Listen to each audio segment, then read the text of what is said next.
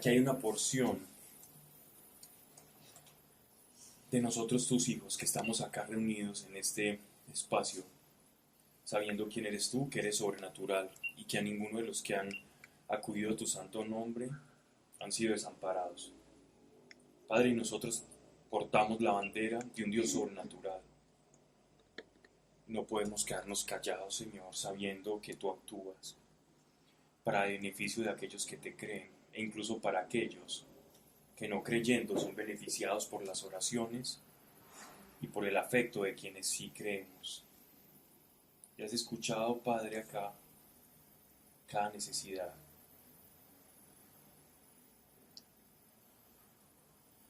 Estas 5 personas que ponemos en oración, en el nombre de Jesucristo de Nazaret, desatamos, Señor, que aquellos que sufren de dolor, la columna, en el nombre de Jesucristo de Nazaret, tu mano poderosa, ya lo hemos visto, como tus sanas columnas, desatamos y reclamamos esa sangre preciosa y hacemos eficaz el sacrificio de tu Hijo Jesucristo nuestro Señor, en la columna de este hombre. En el nombre de Jesucristo de Nazaret, columna, te restableces ahora, porque ha sido pagada esa sanidad con un precio infinito, y se hace esa transacción en el nombre de Jesucristo, porque aquí como iglesia lo desatamos y lo creemos. Y Padre, también a quien está en coma, Señor, a Gisela, yo te pido, Padre, en el nombre de Jesucristo de Nazaret, que le despiertes y le hables, Señor, y dale sosiego a su familia.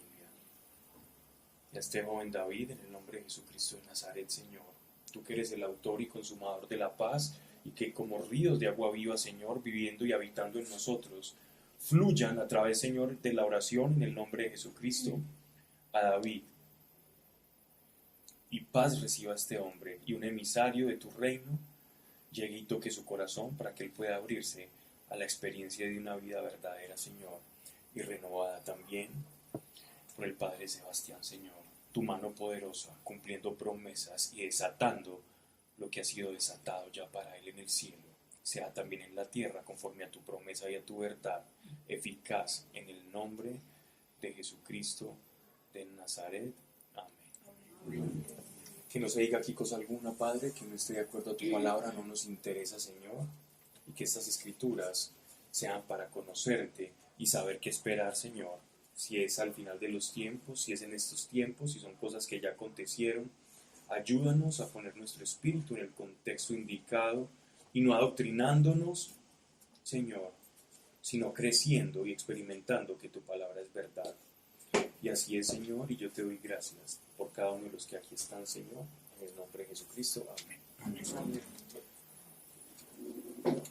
Bien, vamos entonces a la visión que tuvo Ezequiel sobre el nuevo templo. Para esta serie que van a hacer desde el capítulo 40 al 45-48, es importante que hagamos un pequeño prólogo como a manera de introducción a lo que es el templo, porque vamos a comenzar a leer la visión en la que un ángel se le presenta al profeta y le va revelando una cantidad de mediciones del templo. Prácticamente son unos planos arquitectónicos que un ángel le está dando a Ezequiel. Qué pena, es que como no he venido, pero ese nuevo templo es en un futuro o en esa época iban a hacer otro nuevo templo. Ya vamos a ver eso, pero es en un futuro. Es decir, de una vez te acorto, no, ese templo no existe. No ha existido. No lo han hecho todavía. Uh-huh. Bien. Entonces, vamos a retroceder en el tiempo y nos vamos a ir a la época de Moisés, ¿verdad? ¿Quién fue Moisés? Moisés fue, como su nombre lo indica en hebreo, un hombre rescatado del agua. Eso significa el nombre Moisés, sacado de las aguas, Moshe. Igual que el pueblo de Israel, que iba a hacer su misión, que iban a encargar esa misión, iba a ser sacado de la esclavitud del pecado y del agua. Y eso tiene mucha relación con el bautizo. Cuando las personas se bautizan y inmersas en el agua, en la muerte y en el sacrificio de Cristo, y salen después con vestiduras blancas revestidos de Él. No digo esto porque el sábado bautizaron al niño, sino porque en verdad eso es lo que hizo Moisés con su pueblo, y fue sacarlo del pecado y llevarlo a la dispensación de la gracia. Esto fue lo que hizo Moisés cuando Dios lo saca. Pero no solamente eso, sino que una de las tareas de Moisés como avatar, como líder, como caudillo del pueblo de Israel y como profeta, era a su vez darle al pueblo los mandamientos, las nuevas normas de ese pacto que Dios iba a hacer con el pueblo de Israel.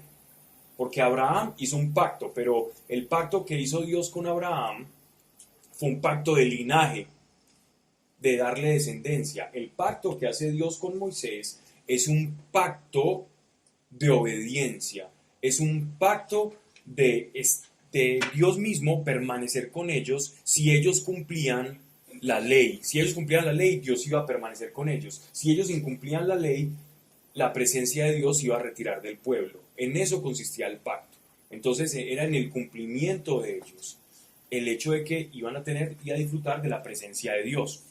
Y también, aparte en ese pacto, se materializaba en que la presencia de Dios iba a estar sensiblemente en el pueblo de Israel, cohabitando con el pueblo. Y para esa cohabitación de Dios, y uno se puede preguntar acá, ¿cómo es eso de que Dios estaba habitando con el pueblo de Israel? Si Dios es espíritu. ¿Cómo si Él es espíritu y dice en las escrituras, en su palabra, que no hay nada que lo contenga, no hay nada que lo soporte, que la tierra es como el estrado de sus pies? Es decir, es algo muy pequeño para hacer una comparación, cómo la presencia de Dios puede habitar. Y es allí donde Dios va a hacer morada en el pueblo de Israel y les va a dar unas indicaciones a través de Moisés, en una visión similar a la que tuvo Ezequiel, de cómo construirle un tabernáculo.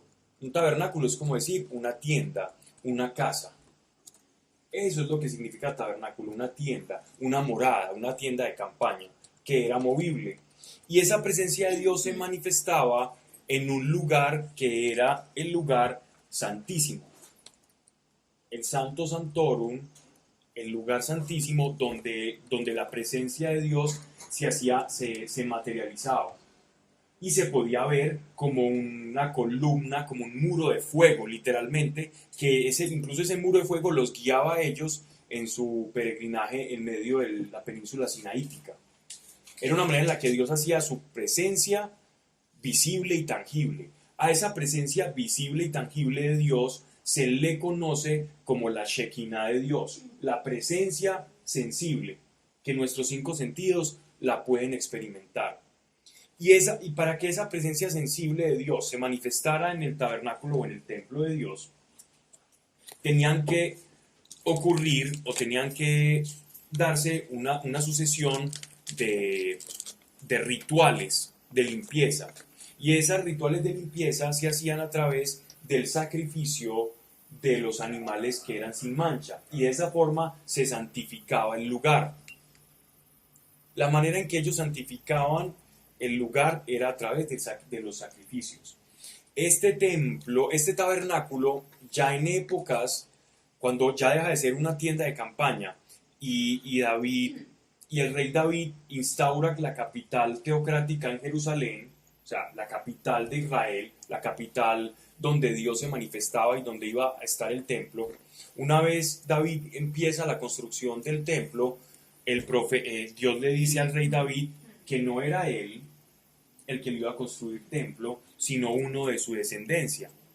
Y después Salomón, uno de sus hijos, el que comienza la tarea de tamaña envergadura, que es construir el templo de Jerusalén, y a ese se le conoce como el primer templo o el templo de Salomón.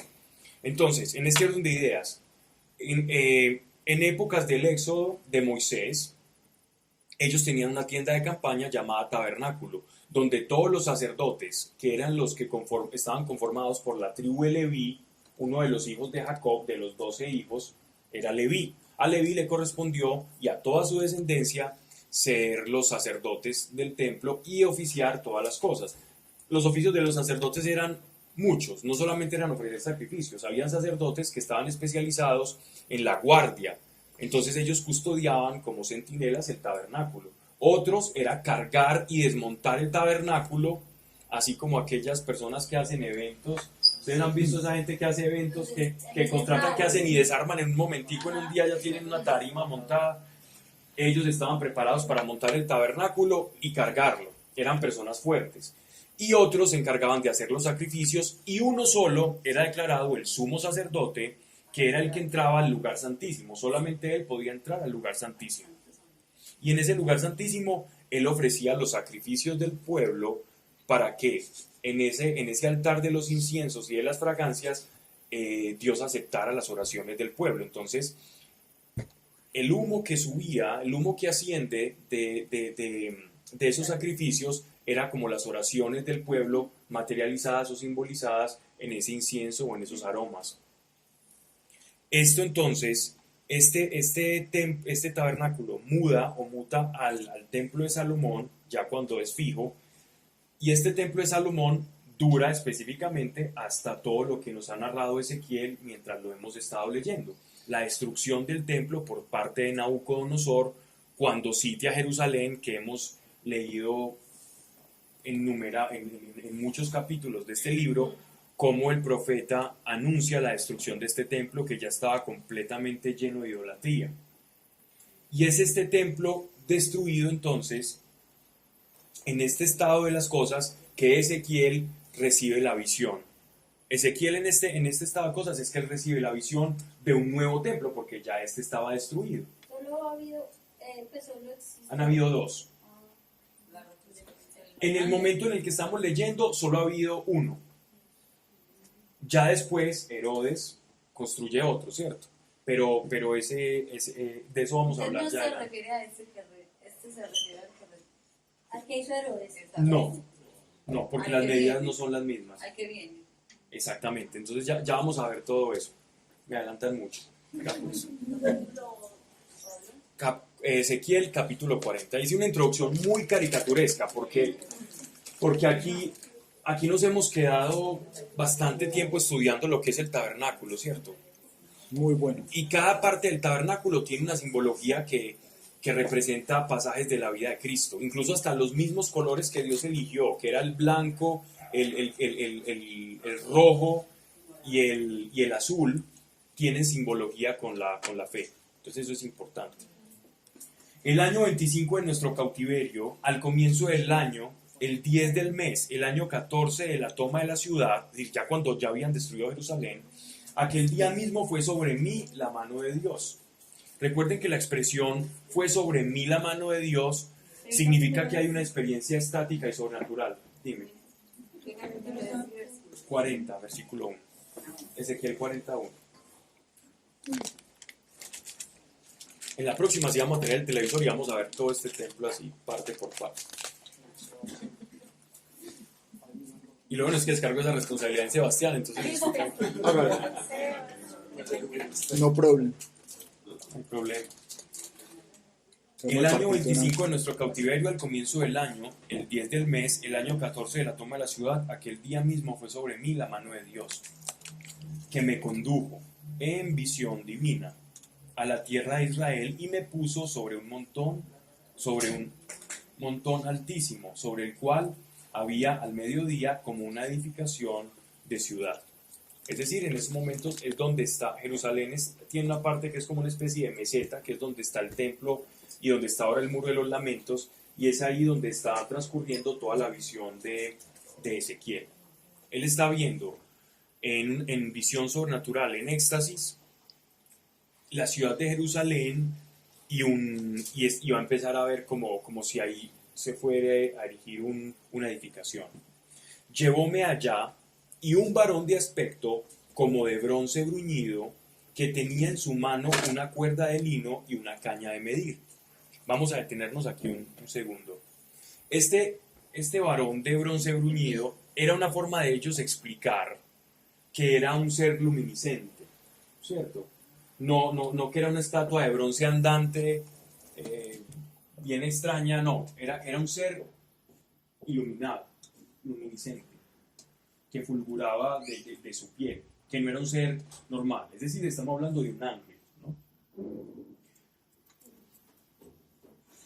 Que tenía en su mano una cuerda de lino. Esta cuerda o este cordel de lino era la forma en la que los constructores medían cosas grandes.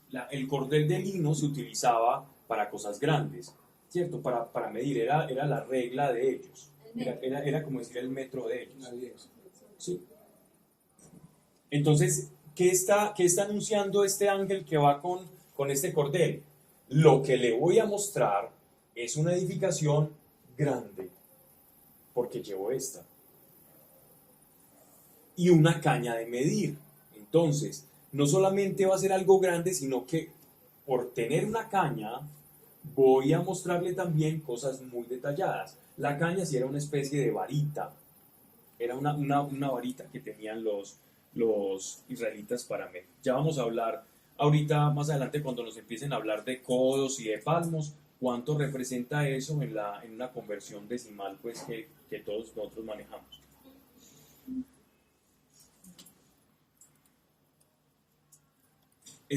Dice, y caña de medir, estaba en pie a la puerta. Díjome aquel varón, hijo de hombre, mira con tus ojos y atiende con tus oídos y pon atención a lo que yo te vaya mostrando. Pues para que te haga ver, has sido traído, y para que se lo cuentes a toda la casa de Israel. Es decir, va a ser una visión en extremo detallada y minuciosa. Y ya de acá radica la importancia de este texto. Miren, este texto, del 40 al 45, no es un texto fácil de interpretar. En esencia, digámoslo así, si nos vamos a lo literal, digámoslo así que es fácil. Uno llega y si alguien tiene conocimientos de arquitectura, mucho más fácil. Llega, toma las medidas y se da cuenta que es una maqueta más o menos rectangular, que tiene 3 pórticos externos, otros 3 internos, que hay como una especie de casetica, que hay unas almenas, y lo puede diagramar. Pero el problema de este pasaje es entenderlo a la luz del Nuevo Testamento. Porque cuando nosotros leemos la carta a los Hebreos, por ejemplo, o también leemos Romanos o Juan, cuando habla que nosotros somos sacrificio vivo, que Cristo es el sacrificio, que no hay necesidad de sacrificios, pero en este nuevo templo que no ha acontecido, que no se ha edificado, nos dicen que se van a desarrollar ciertos sacrificios, entonces aquí ya nos empieza a poner un poquito en problemas a los que estamos leyendo las Escrituras, porque entonces uno dice, bueno, pero si el sacrificio de Cristo es único y definitivo, y este templo nos están hablando que no se ha construido, pero van a haber sacrificios, porque lo vamos a leer, entonces, ¿qué quiere decir eso? Correcto. Y no ha ocurrido, entonces aquí ya nos empezamos a meter en ciertos terrenos que nos llevan a meditar y a tomar en consideración este pasaje, a ver, a la luz de las Escrituras, qué luces nos arroja. Entonces vamos poco a poco sin adelantarme mucho. Entonces hay una visión y es muy importante, ¿verdad?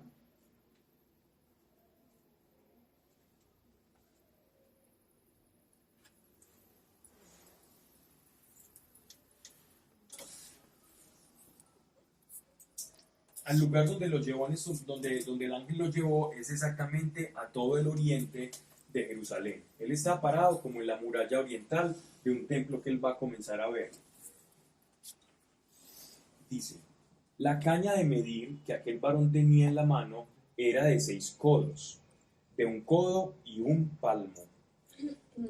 Entonces, la medida literal para ellos de codo era la distancia promedio de un brazo, ¿cierto? Entonces estamos hablando aquí que serían unos 50 centímetros, 51 centímetros, 51.3 centímetros, ¿cierto?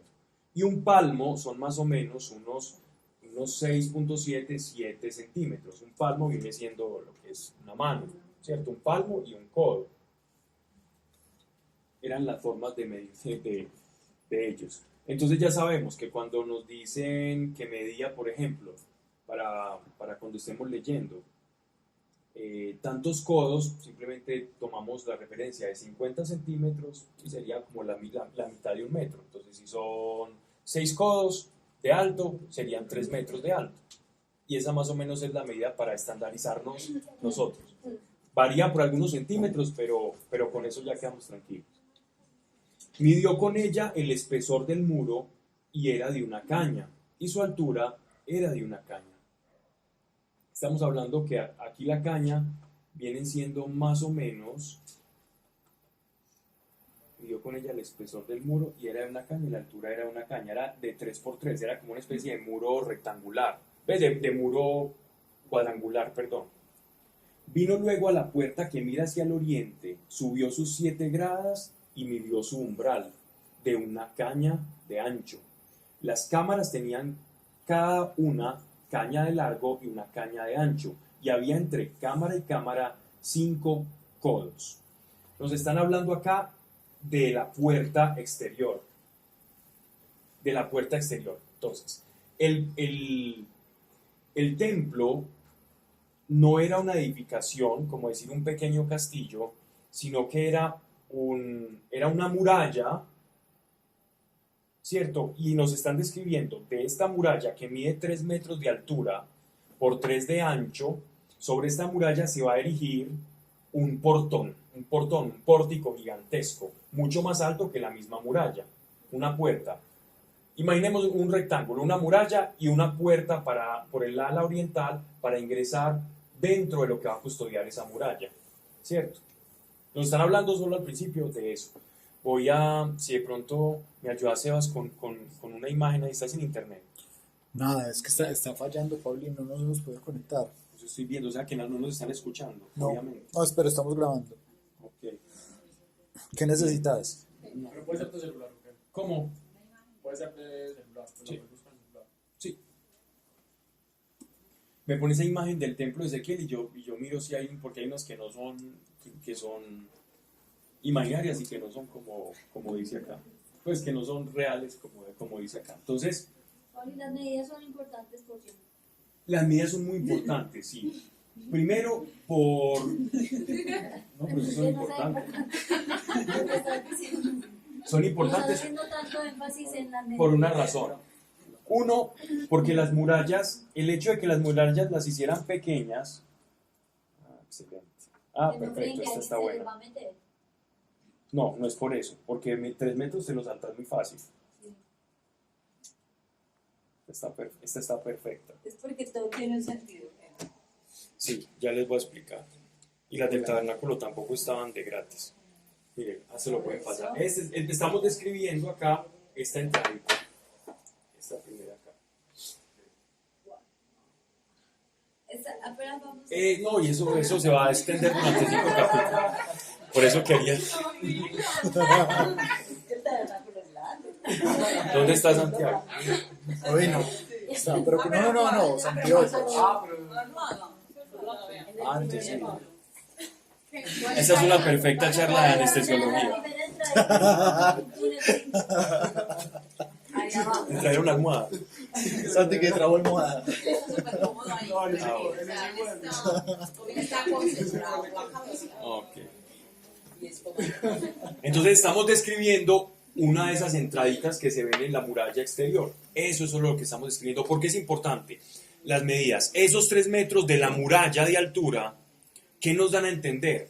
Que todos los que venían de afuera iban a poder observar lo magnífico que era todo el templo y el Santo Santorum. Esos 3 metros. Otra cosa, todas las medidas del templo de Salomón, sobre todo cuando vemos el de Reyes y el tabernáculo, Este no, o sea, no es igual tiene a las medidas, no, todo. solamente en la, no, Pues sí, ya verán. solamente en la parte exterior y en lo que es el atrio y el muro de los gentiles y eso es diferente al templo de Salomón. ¿En qué las proporciones son iguales? En la del lugar santísimo y el lugar santo. En eso sí son proporcionales a las del templo de Salomón.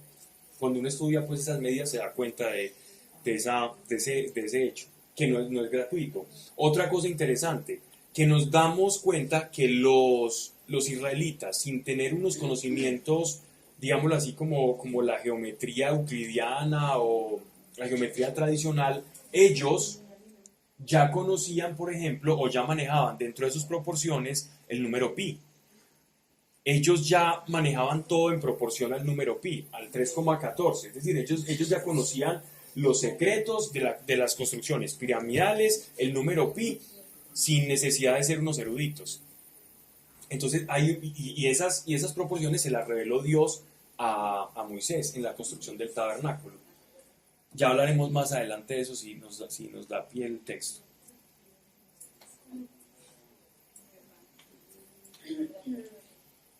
Dice, tenía la puerta oriental 3 cámaras de un lado y 3 del otro. Estas cámaras son, este pórtico tenía unos espacios, 3 cámaras a un lado, 3 cámaras al otro de la puerta, donde habían unos espaciecitos. En estos espaciecitos se ponían los centinelas, los vigilantes. De los levitas se hacían a vigilar. Eran como unos espacios de vigilancia, ¿no?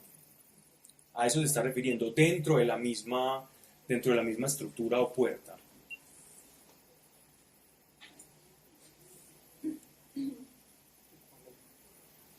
Todas las mismas medidas y de una misma medida también a una y otra parte las pilastras. Eso que traducen como pilastras se están refiriendo como ya en la parte del techo de esta puerta, que habían unos lugares donde ellos se podían esconder para, en caso tal, de que estuvieran siendo sitiados para proteger el templo.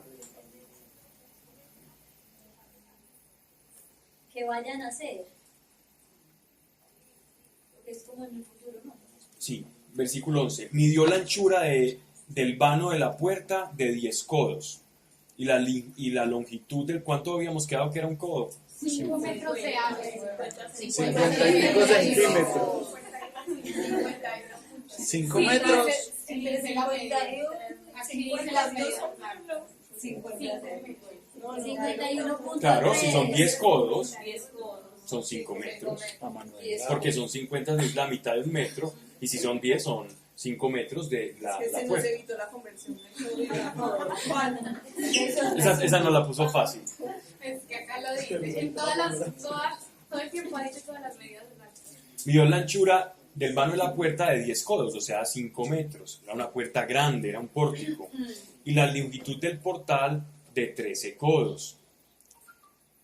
Había delante de las cámaras una barrera, de un lado y de otro, de un codo. Y cada cámara tenía 6 codos de un lado y 6 del otro. Eran espacios pequeños de 3 metros. Midió la puerta desde el techo de una cámara hasta el techo de la de enfrente, 25 codos de anchura, puerta contra puerta. O sea, estamos hablando de que era un pórtico grande, que tenía una primera puerta, habían tres lados, 3 como recámaras donde habían los guardias de un lado, de este otro lado, y había otra puerta que te llevaba a una especie de atrio gigantesco. Este templo va a medir más o menos unas 2,5 cuadras. Bueno, tú sí explicas Contando todo el área. las medidas. ¿Explicas eso? Sí. Expliqué un ítem. Para ver la grandeza del templo. Por ejemplo, la medida de las murallas era para ver la grandeza del templo y que los espectadores que llegaban a la Pascua Vayan a llegar. pudiesen ver, y porque muchos no podían entrar. Por ejemplo, los gentiles no podían entrar, pero sí podían ver la grandeza del Dios de Israel. O sea, en un futuro van a Pero poder esto es a ver. futuro. Es que esto no es a futuro. Pero estas medidas también, el templo de Salomón también era muy parecido en las medidas, no igual. También tenía una muralla pequeña. Aportando. Y el templo de Herodes también conservó ciertas cosas parecidas, pero no era esto. A decir. Y debe haber muchos misterios en las medidas, pero que ya Dios revelará, pero seguramente Dios no pone a hacer algo porque sí, ¿no? Sí, y tan minucioso. Sí, Muy bien. es que es excesivamente minucioso. Por eso es que uno Por eso dice- es que les estoy dando otros datos, otros datos acá, porque si no se me duerme. El meme se y hay un gran misterio. Midió la puerta desde el techo de una cámara hasta el techo de la de enfrente, 25 codos de anchura, puerta contra puerta. E hizo las pilastras de 60 codos, y en las pilastras comenzaba el atrio que rodeaba la puerta todo alrededor, que es cuando yo les digo que salen y se ve todo. Es muy diferente lo que dice tu Biblia. ¿Dónde vamos? Mariana me dice. Versículo 14. 14. Luego me dio el vestíbulo 10 metros. El edificio de la entrada. No, pero llamarle vestíbulo me parece un poquito arriesgado. Dice 10 metros. Sí. Las fachadas. Y desde la delantera de la puerta de entrada hasta la puerta interior, 50 codos. La puerta tenía todo en derredor ventanas aspilleradas que hacia el exterior se estrechaban y estaban en las cámaras y en sus pilastras. Y lo mismo había también ventanas que daban al interior del atrio en derredor, y en cada una de las pilastras había palmas. Explico esto. Palmeras, sí. Explico esto. Estamos hablando solo de cómo es el portón. En el portón habían 6 espacios para 6 guardias. Habían 2 puertas, una de ingreso y otra que se abría al atrio, ¿cierto? Dentro de cada construcción de estas recámaras hay unos pilares grandes, o sea que vienen siendo 6 pilares grandes. Estos pilares están adornados con palmeras, y para que ellos pudiesen ver, estos centinelas, habían unas ventanas. Yo leí en el hebreo original este texto, y en el hebreo original no dice ventanas, ¿cierto? Pero para hacernos la vida más fácil, los traductores nos ayudan diciendo que son ventanas, pero eran algo así como unas rejas, como unas rejas. Eso era como lo que hicieron los judíos, y en esas rejas ellos podían observar quién venía de un lado oriente, quién venía de este otro lado, y así pues podían vigilar. Y no solamente estaban decoradas de palmas, sino que a pesar de las palmas, de las palmeras, también habían imágenes de querubines pintados en las paredes. Y en la parte interior ya no van a estar solo pintados, sino que van a estar recubiertos en oro. Como los del arca. Como los del arca. Así es.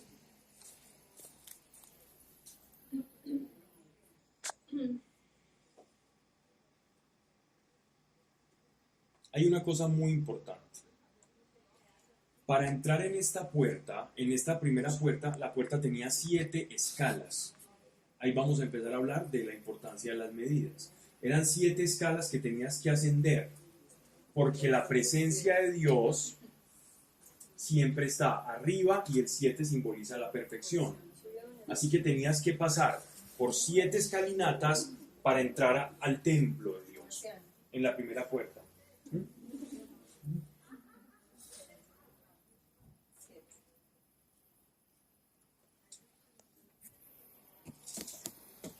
Cuando el pueblo ofrecía los sacrificios, o ellos iban a llevar su sacrificio, y ellos iban pasando escala por escala, estaban en esos momentos en un proceso de arrepentimiento. Cuando el oferente, es decir, la persona que pasaba la primera puerta para llevar al sacerdote en el lugar de los sacrificios, en el altar de bronce, llevaba su animalito que iba a ser sacrificado, el sacerdote tenía que pasar otras 7 escalas, y esos 7 escalones simbolizan como el ascenso a la santificación, Ya a lo que era a la entrar, santidad, pues a lo que no podían entrar. a la perfección. Entonces esos 7 y esas medidas significan mucho. Ellos iban en meditación y en arrepentimiento, e iban ascendiendo a la santidad en el escalón séptimo, en el 7º escalón. Ahora para una pregunta medio... Todas las preguntas son muy importantes. Es que yo como que tengo como una imagen de lo que es esta parte de lo de que entra el sacerdote al lugar santísimo, ¿cierto? A sacrificar ahí el Sí. corderito. Entonces, antes de eso, todo el mundo le decía los pecados al sacerdote. ahí cerquita, o pues, No, Sí. ellos lo pedían el perdón. El sacrificio se hace afuera, no, en el, Exacto. no adentro. En el, eso en el es según lo santo, que yo quiero saber. en el Yo santo tengo eso santo claro. llegaba ya las cenizas pues con los aceites y todo. El sacrificio era como en el atrio, podría decirlo más o Del menos. templo. Sí. Sí, claro. El En la parte sacrificio, externa. el sacrificio se hacía antes del lugar santorum, que habían unas escalas y estaba el altar de bronce. En el altar de bronce, perdón, sí, que es como una parrilla, literalmente, ahí se quemaban, Los animales. Pero entonces eso era una vez al año. depende. El Una vez día al del año, perdón. una vez al año era el día del perdón, donde era la hecatombe, donde se quemaban porque cada uno iba y ofrecía Cada sus sacrificios, uno, sí, las personas. Eso era un trabajo muy duro. no era solo el sacerdote. No, cada uno iba y ofrecía su animal, la persona, por su pecado. O sea, el sacerdote mataba los becerros de todo el pueblo. A eso se le conoce como hecatombe. Cierto que Es que yo pensaba, yo no sé por qué yo tengo esta historia, no me metí. Pero hay uno solo, que es el que, hay uno solo, hay un sacrificio que se hace por todo el pueblo. Ese es el que tú estás hablando. Porque lo que yo tenía en la mente es como que todos teníamos que confesar los pecados delante de todo el mundo, ¿cierto? Y el sacerdote recibía como todos los pecados en el cordero, en el becerro. Correcto. Y ese es el que sacrificaban. Ese es el corderito del año del perdón. Ok. Es ese. Pero todas las personas van y ofrecen también sacrificios, ¿cierto? Y habían sacerdotes haciendo la matanza de los animales por el sacrificio de cada uno. Pero había uno que se hacía por el pueblo. Y también había otro, que había un cabrito que se dejaba con un cordel que se llevaba para asarse al desierto. Y bueno. Y entonces listo, pasa eso y sale el sacerdote con qué porque salía humo de... Porque cuando Del los lugar queman, santísimo. cuando los queman. Cuando quemas sale humo. Sí. Pero entonces ahí ya se va el sacerdote y sube las escalas, las 7 escalas. No, y es que entra las 7 al- escalas estamos hablando, mira que estamos empezando a entrar al templo. Ah, ya. No estamos ni siquiera en el atrio, nos están describiendo el Pero portón. ahí dijiste que iban en arrepentimiento para No. el lugar santísimo. No, estoy explicando, me estoy refiriendo a la importancia de las 7 escalas del principio, pero es que hay otras 7 escalas más elevadas en el lugar santo. Van como en la reja, más o menos, desde la entrada. Estamos aquí en la puerta, estamos en la portería y no hemos llegado acá Está todavía. bien, gracias. Solo que estaba usando el ejemplo para hablar sobre la importancia de los números y de las medidas, que el 7 significa elevación y santidad.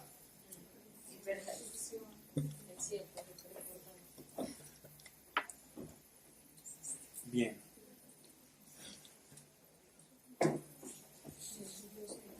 Llevóme luego al atrio exterior, en el cual había cámaras y estaba asolado todo en derredor. 30 cámaras había en derredor del atrio. El atrio es toda la parte externa no edificada. Y habían unas recámaras, es decir, habían unas construcciones o unos edificios con habitaciones. Ahí dormían y vivían los levitas. El solado a los lados de las puertas correspondía a la anchura de ellas mismas, el solado inferior. Midió la anchura entre la puerta de la fachada inferior hasta el frontispicio del atrio interior por fuera, 100 codos hacia oriente y norte. Nos están hablando del lugar en que va a haber un portón y otro lugar en el que va a haber otro portón. De tal forma que aquí, a medida que vamos leyendo, vamos a encontrar que hay 3 puertas.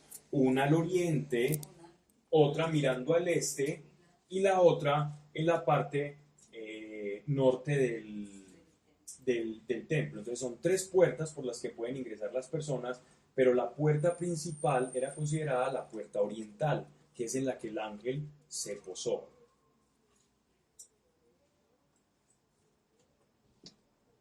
Midió el ancho y largo de la puerta, que está al norte, al atrio exterior. Sus cámaras 3 a un lado, 3 al otro. Nos van a explicar exactamente lo mismo que la primera, porque son exactamente iguales esos pórticos. Las pilastras y el vestíbulo eran de las mismas dimensiones que las de la puerta primera, 50 codos de largo y 25 de ancho. Sus ventanas, su vestíbulo, sus palmas tenían las mismas dimensiones que las de la puerta del oriente. Se subía a ella por 7 gradas, y delante de ella estaba el atrio. Por frente de este pórtico septentrional había en el atrio interior una puerta como la oriental. Midió la distancia entre puerta y puerta 100 codos.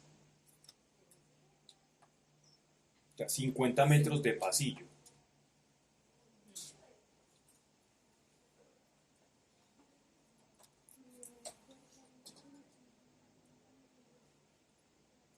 Vamos al meridional, el que va a ser exactamente las mismas dimensiones. Versículo 24.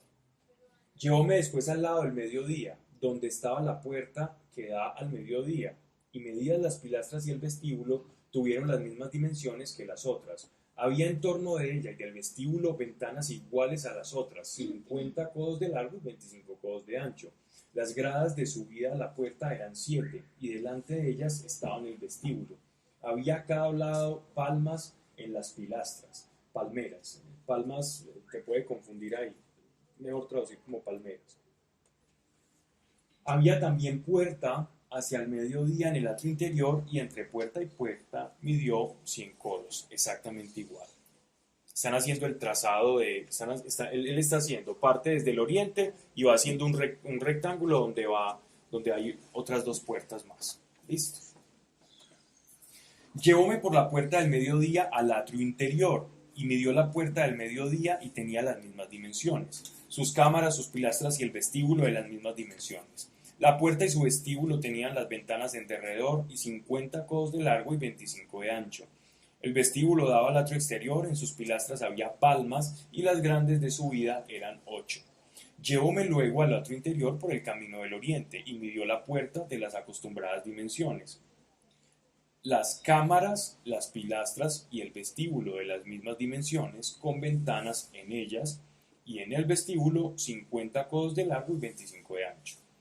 Su vestíbulo daba al atrio exterior. En las pilastras a uno y otro lado había palmas, y las gradas de subida eran 8. Miren que aquí cambia. ¿Y por qué?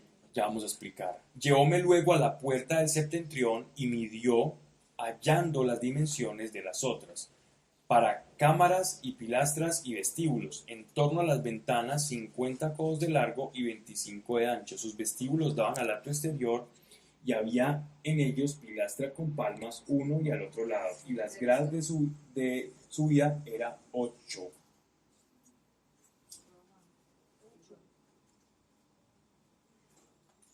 Había una que tenía 8 escalones.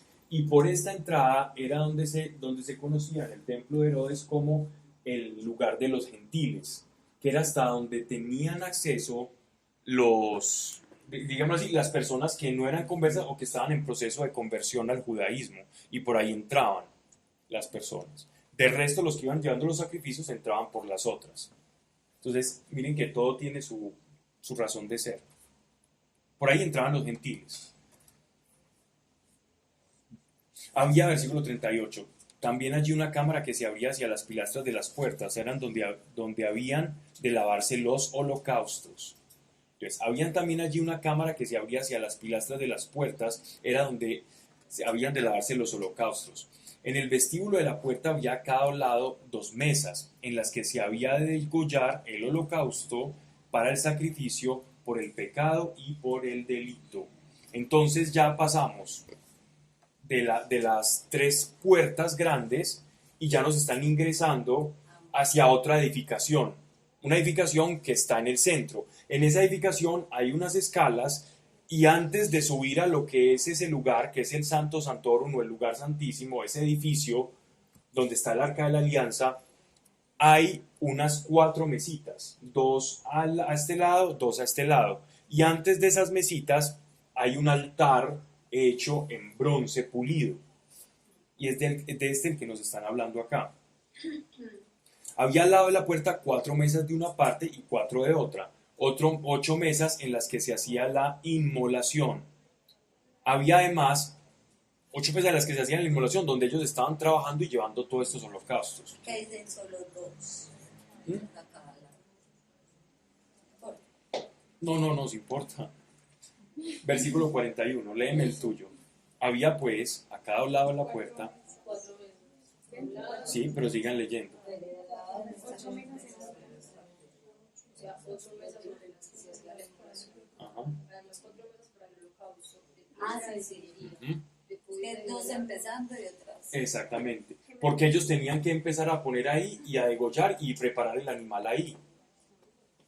Había además otras 4 mesas para los holocaustos de piedra tallada, codo y medio de largas y codo y medio de anchas y un codo de altas, sobre las cuales se ponían los instrumentos con que se inmolaban los holocaustos y los otros sacrificios.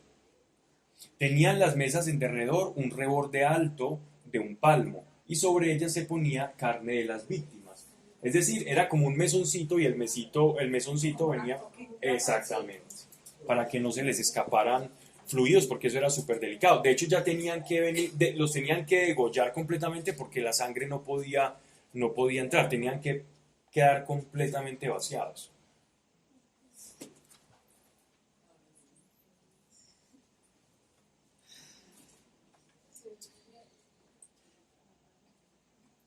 Y para que no se les cayera ninguna carne y eso, porque si se les caía a ellos una carne, tenían la mesa que ser ahí, exactamente, impurificaba y hacía ineficaz el sacrificio, y no podía caer nada. Esos sacerdotes estaban tan excesivamente, eran tan en exceso pulcros. Ellos sabían que su trabajo era tan delicado porque solo se dedicaban a eso, que eran un grado de experticia impresionante. De hecho, todavía actualmente los judíos, hay judíos que se especializan en el kosher, que es la forma en la que ellos cortan, tajan, degollan a los animales para poder comérselos de una manera acorde a las escrituras, al levirato, y esa gente es experta y es súper delicada. Y mientras más teso, más cobra. Sí, y son matarifes de primera categoría. En España, ¿cómo es que le llaman a estos que cortan los jamones que son costosísimos? Sí, pero ellos le llaman que los cortadores, son los cortadores. Personas que cobran una infinidad de plata solo por llegan, hacen 3 cuchillazos y facturan un montón. Pero no lo hacen sino ellos. Y el mismo que hace kosher podría hacer los sacrificios, no porque no es sacerdote. Hay gente que está probando linajes que pertenece a la tribu de Leví. Hay un montón de gente aportando documentos y cosas. A ver si pueden ser Sí. esos. Sí, pero si se demuestra, no cualquiera puede. Sí, se demuestra, sí. Pero por ahí hay todo un cuento muy bueno de eso. Ya hablaremos de eso también. Entonces dice, vamos en el versículo 44, ¿verdad? Sí, y Fuera de la puerta interior, en el atrio interior, había 2 cámaras, una al lado de la puerta del norte y que se abría hacia el mediodía, otra al lado de la puerta del mediodía que se abría hacia el norte. Fuera de los 3 portones, que ya hemos hablado, gigantes, con las palmeras pintadas, entonces miren lo que hay. Hay otros portones un poco más pequeños, pero que son proporcionados a los de afuera. Sí, me queda muy difícil intentar como explicar, porque yo tengo la visión acá, pero exponerla en palabras me queda difícil, por eso era... Los arquitectos. Sí, no. De hecho, este templo de Ezequiel está completamente bien detallado. Si uno se pone a leer esto y empezar a rayar, algo le sale. Sí. Y no hay proyección. Ahí quedan para el fin de semana. Ahí quedan con tarea para el puente. Compran cartón paja y a más de uno le va a quedar eso como un gallinero, pero bueno. Yo no iba a pasar allá porque explicar. Uno al lado de la puerta del norte y que se abría hacia el mediodía, otro al lado de la puerta del mediodía que se abría hacia el norte, es decir, perpendicular a las otras estructuras hay otras caseticas pequeñas, ¿cierto? Otras portones. Esos no los podía cruzar, por ejemplo, una persona que no fuese sacerdote. Hasta ahí podía llegar el judío. a cruzar eso. Pablo, ¿no hay un indicio en la escritura cuando se va a llevar a cabo ese tema? Sí, claro. Hay señales. En el milenio. Hay señales. Ya. En las 490 semanas de alguien. ¿Qué quieres que.? Pero hay En señales. Apocalipsis sí hay indicio en el milenio. 490 de alguien. En el milenio, el De milenio. años. En el milenio. ¿Sabes qué es el milenio, Manuela? No, No. El milenio en Apocalipsis dice que nuestro Señor va a reinar 1000 días acá y que va a reinar sobre un templo. Entonces muchos eruditos, lectores, teólogos de las escrituras refieren ese templo a que ese templo va a ser en el que nuestro Señor va a venir acá a reinar durante 1000 años. Ese es el milenio. Que lo van a hacer Eso, pero eso es una antes marca. de. Ajá, sí. Mil Un día. años, no antes. 1000 días. 1000 días. 1000 años. Años. Milenio. O sea, todos nosotros. Milenio, pero eso es en la parecida. Ajá, sí, claro.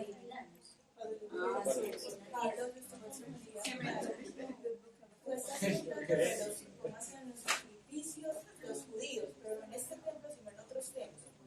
Sí, claro. Este es ideal. Esta es una visión. Pero es muy parecido a los que Porque se los habían... el otro, acuérdate que en Ezequiel ya ellos les destruyeron. Nabucodonosor les arrasó completamente el templo y ellos están sin ofrecer sacrificios. Es muy posible que Ezequiel, cuando está recibiendo esta visión, él estaba pensando, Dios me está mostrando el templo que vamos a hacer, claro, como no lo destruyeron, me está profetizando, pero él no iba a pensar que no le iba a tocar. Y esto mismo, ¿a quién le ocurrió? A los apóstoles creían que les iba a tocar la segunda venida de nuestro Señor. A juzgar por las cartas, como la manera en la que escriben, era como que el advenimiento del Señor estaba inminente. Pero ha pasado mucho tiempo.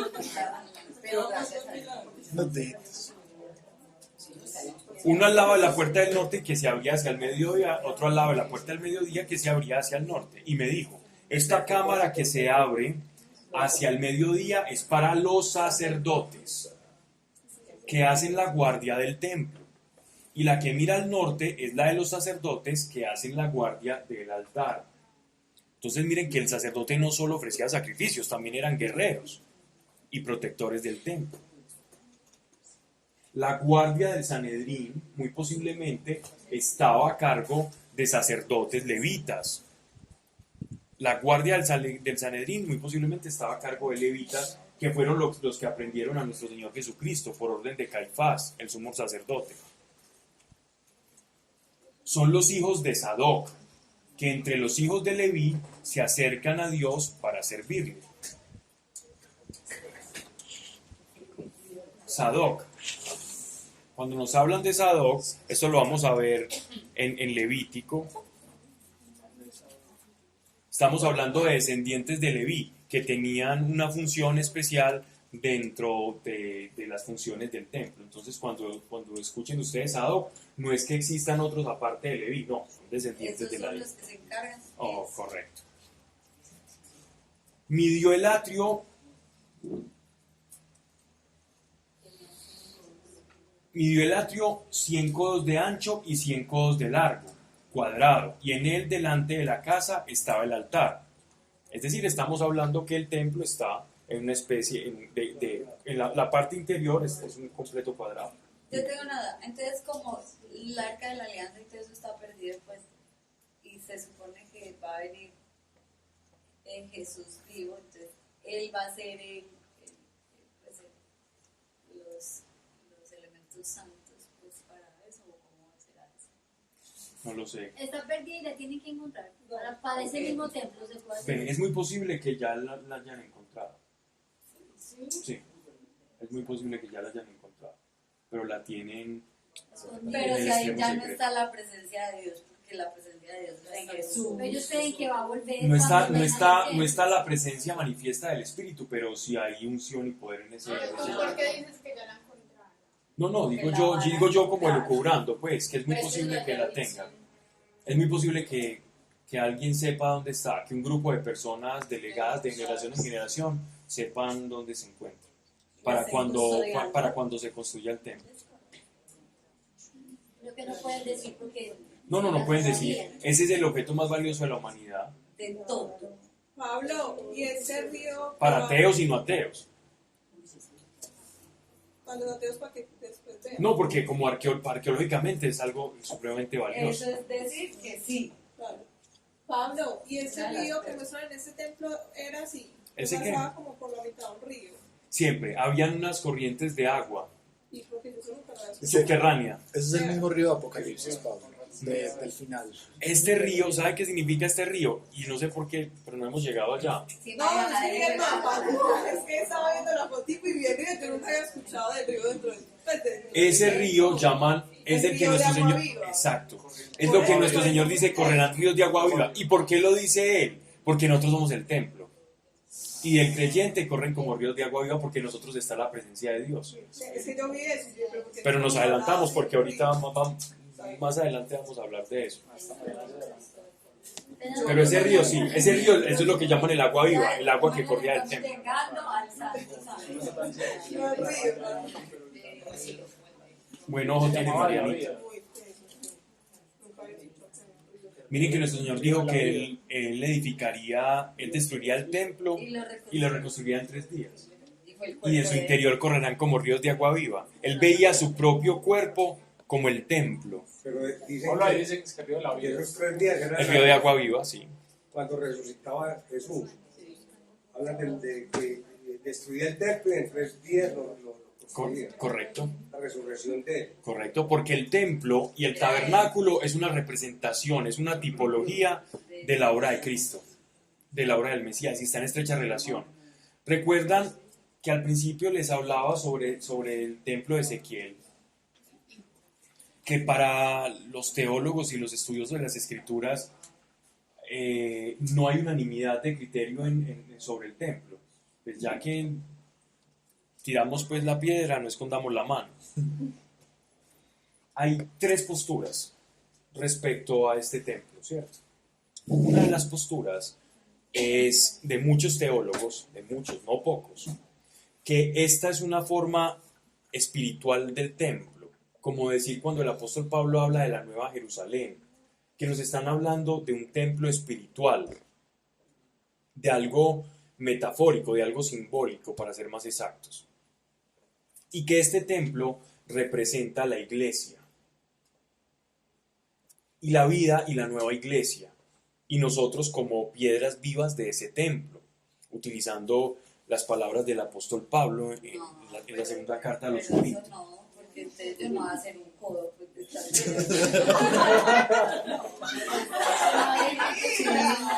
sí, pues no explicarían tanta De una manera un poco más ortodoxa, los contradictores de esa tesis dicen lo mismo que Camila.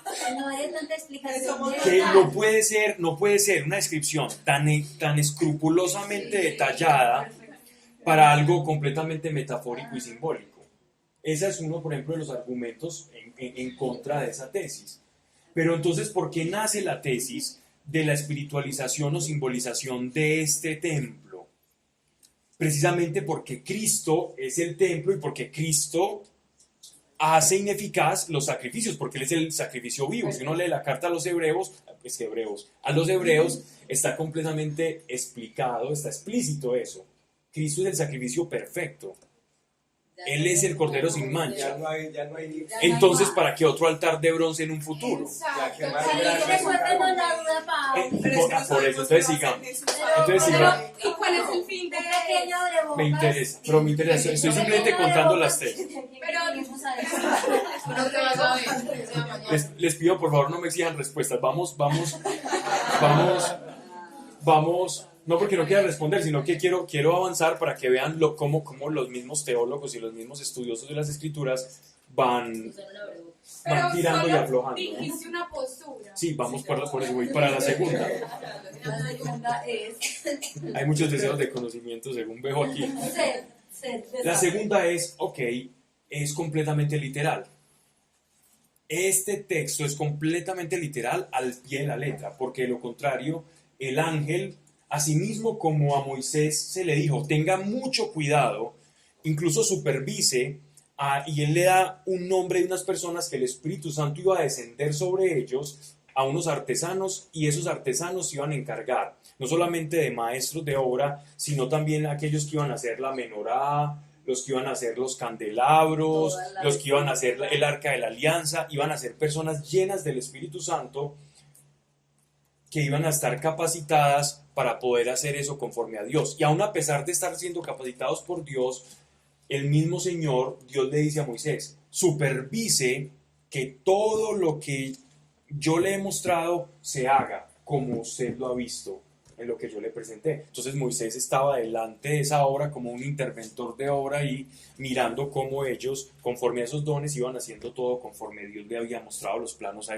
a Moisés. Y ese tabernáculo existió y ese tabernáculo se hizo.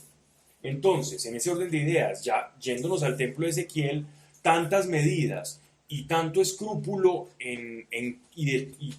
a nivel de este detalle arquitectónico. Entonces es que ellos dicen, los literalistas dicen, es que este templo va a existir. Pero ¿cuál es el problema? Que sabemos que el templo de Herodes, es decir, en el que caminó nuestro Señor Jesucristo, predicó, en el que expulsó a los vendedores del templo y que se hizo como un rejo y empezó a tirar todos los animales que estaban vendiendo y todo esto, y todos los estafadores. Jesús caminó por un templo que no era este, sino por un templo que construyó Herodes, ese templo famoso de Herodes, que no construyó Herodes en sí, que Herodes lo reformó, pero que ya existía, ¿cierto? Y sabemos que no era este por las medidas. Entonces, ¿qué pasa con este templo que no se ha construido? Cuando nosotros leemos el libro de Revelaciones en Apocalipsis, estoy hablando todavía de los literalistas, dice que va a haber una construcción de un tercer templo. Y este tercer templo, entonces, estos literalistas dicen, aquí es donde va a venir este templo. Entonces, los que dicen que es simbólico, les refutan. Porque si no leen la Por favor, Biblia- dilo. Pero no será un templo que van a construir los judíos.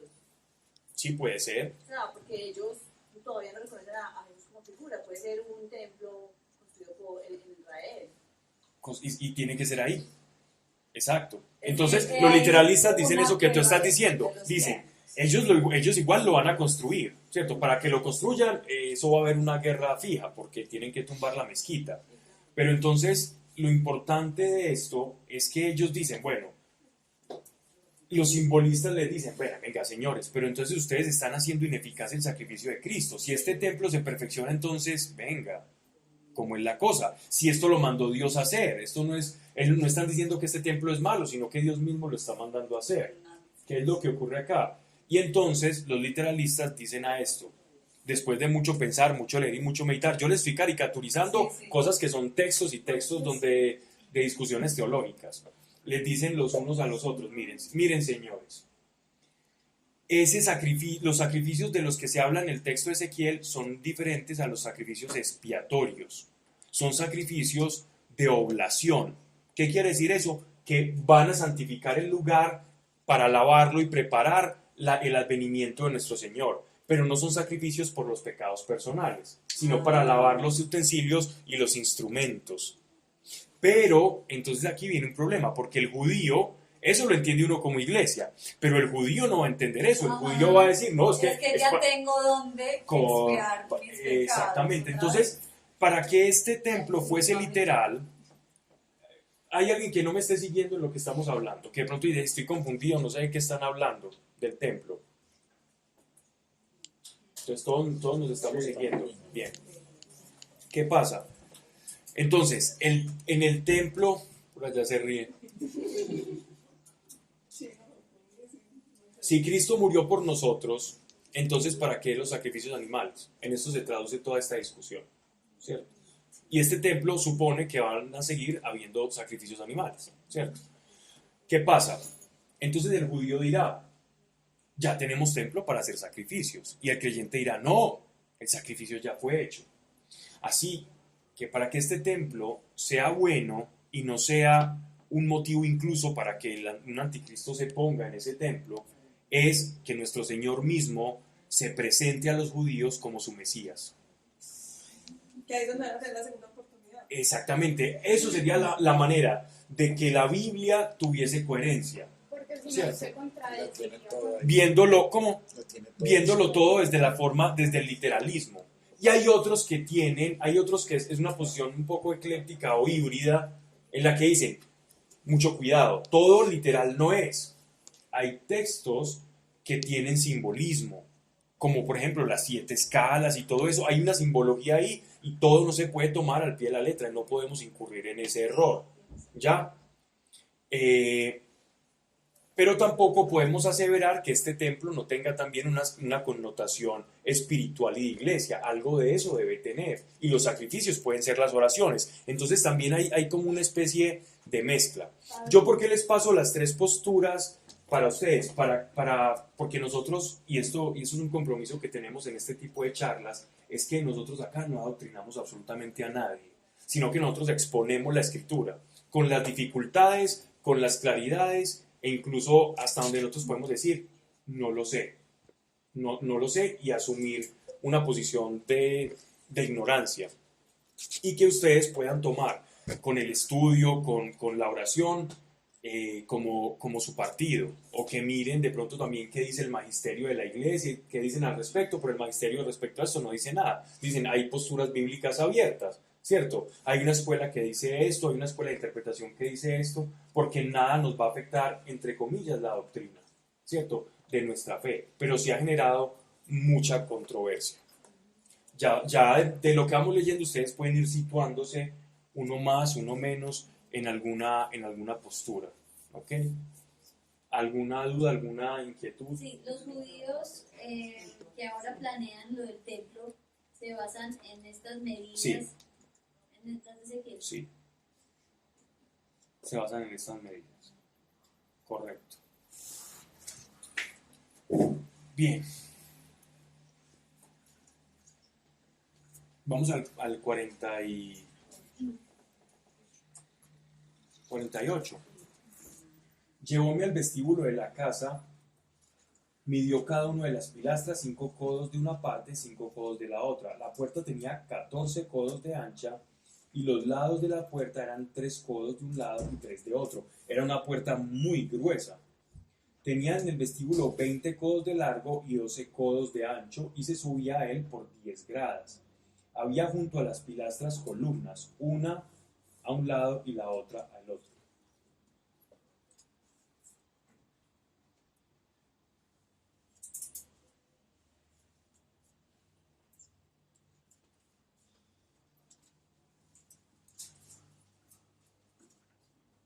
Quiero que leamos, todo este templo tiene un paralelismo, es decir, podemos leer en paralelo este texto de Ezequiel con Deuteronomio, los primeros capítulos de Deuteronomio cuando Dios les hace el tabernáculo, y hacer ese ejercicio de leerlos en paralelo da muchas luces. Vamos a leer Deuteronomio capítulo 6, versículo 3. Dice: por lo tanto, israelitas, pónganlos en práctica, así les irá bien y llegarán a ser un pueblo numeroso en esta tierra donde la leche y la miel corren como el agua, tal como el Señor Dios a sus antepasados se lo prometió. 6.3 y 7.25. Voy a ir leyendo varios. Quemarán ustedes las imágenes de sus dioses, pero no intenten quedarse con el oro y la plata que los recubren. No caigan en esa tentación, pues cometerán una acción despreciable ante el Señor.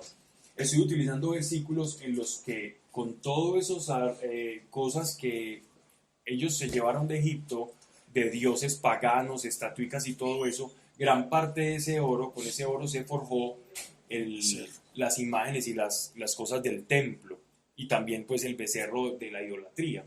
¿Cierto? Entonces es una manera de lo que está diciendo acá, o lo que estoy tratando de decir yo con esto es que la construcción del templo, para la construcción del templo hay que sacrificar algo nuestro. Cuando nosotros nos vamos a acercar al templo, algo nuestro tiene que morir. Eso nuestro que se contradice con Dios tiene que morir. Igualmente cuando nosotros, y por eso yo siempre recomiendo en una casa tener un lugar para oración. Así sea pequeño, no importa, pero siempre tener un lugar especial de oración, que uno sepa que lleva algún tiempo sin orar, Que uno diga, hace tiempo no paso por acá y hablo con el Señor. Pero cuando no tenemos ese espacio de oración, entonces no tenemos esa ancla que nos vaya a acordar, nos vaya a hacer recordar que no estamos pasando el suficiente tiempo con Dios. Y cuando tú vayas a ese lugar, a encerrarte con el Señor, que es el que Jesús nos dice, el lugar secreto, siempre procura morir a ti y a las cosas que te alejan de Dios y entrar delante de Él, que fue lo que hicieron los egipcios y que el Señor les está pidiendo. Quemarán ustedes las imágenes de sus dioses, pero no intenten quedarse con el oro y la plata que los recubren. No caigan en esa tentación, pues cometerán una acción despreciable ante el Señor. Todo nuestro oro y toda nuestra idolatría o todo lo que ponemos por encima del Señor, dejémoslo y vámonos de cabezas hacia Él. Incluso nuestros problemas a veces pueden ser un ídolo. El victimismo, alguien que se victimiza constantemente, es alguien que tiene como ídolo el ser verdugo, su propio problema, es su ídolo, porque lo pongo por encima de Dios. El victimismo es eso, es la idolatría al sufrimiento o al verdugo. Es como una especie de síndrome de Estocolmo espiritual. ¿Saben qué es el síndrome de Estocolmo, cierto? Sí, Cuando uno se enamora del secuestrador. Del captor, correcto. se enamora del captor. Es el que te secuestra. Capítulo 41.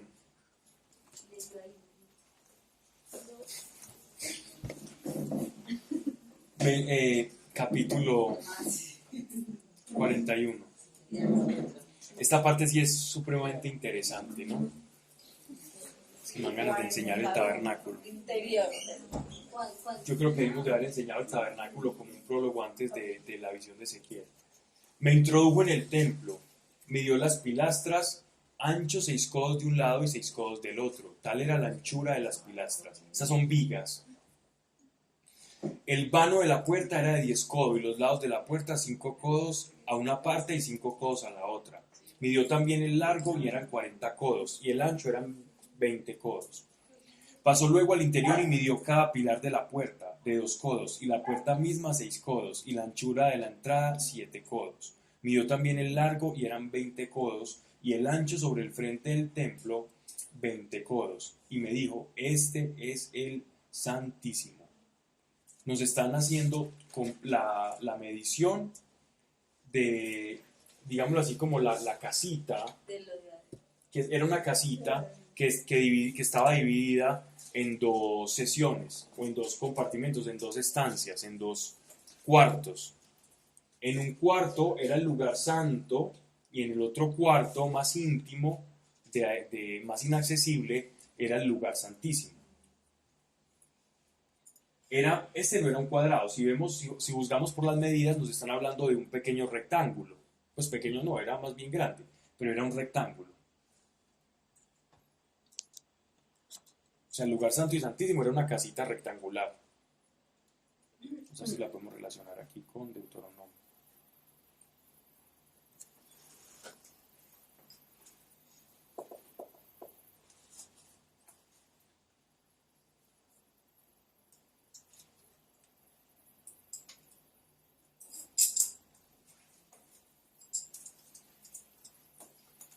Midió luego el grueso del muro de la casa, 6 codos, y la anchura del edificio lateral, 4 codos, todo en torno a la casa. Las cámaras laterales estaban sobrepuestas unas a otras, 30 en cada uno de los pisos. Había retallos en el muro de la casa en derredor, para que en ellos se apoyasen las vigas de las cámaras sin entrar en el muro. Había mayor anchura en las cámaras hacia arriba del piso en piso, porque el corredor de la casa iba creciendo todo alrededor. Por esto la anchura de la casa era mayor hacia arriba. Es decir, cuando entrabas al lugar santo, era estrecho.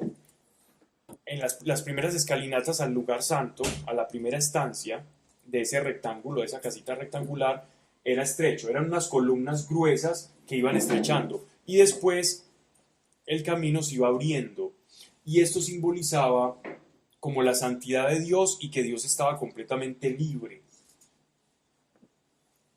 Que el acceso a Dios era como decir, miren, exacto, exactamente, a eso iba. Cuando el Señor dice, yo soy la puerta, ¿cierto? Y grande y ancha es la puerta que conlleva la perdición, pero estrecha es la que lleva a la salvación, hace referencia a Cristo como el lugar santísimo. Es muy estrecha, pero no estrecha por dificultad, que es lo que nos han mal enseñado, sino estrecha porque se remite a un solo hombre, a Cristo. Porque hay muchas ofertas en el mundo que te dicen, hey, por aquí te vas a salvar, vea, sea bueno y se salva. No, tranquilo, eso no existe, la perdición no existe, hombre, todos somos buenos, Dios es bueno, usted es un Dios amoroso, va a hacer que alguien se pierda. ¿Cómo vas por eso, Raúl? La gente siempre pelea. Eso es el mismo. Que la gente pelea porque solo Jesús.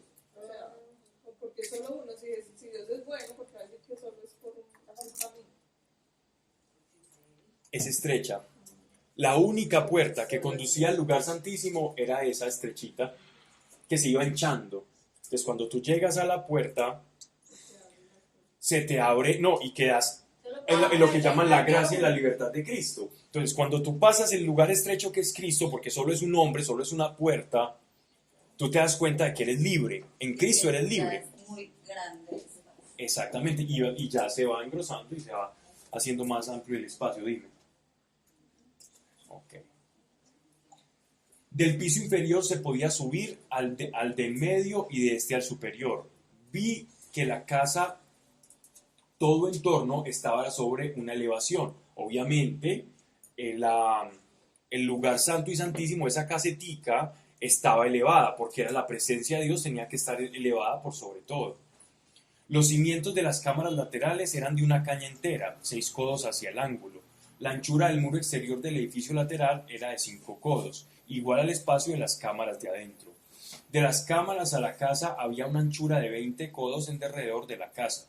Las puertas de las cámaras, una del lado norte y la otra del lado del mediodía, daban a un espacio vacío que rodeaba toda la casa, 5 codos de ancho.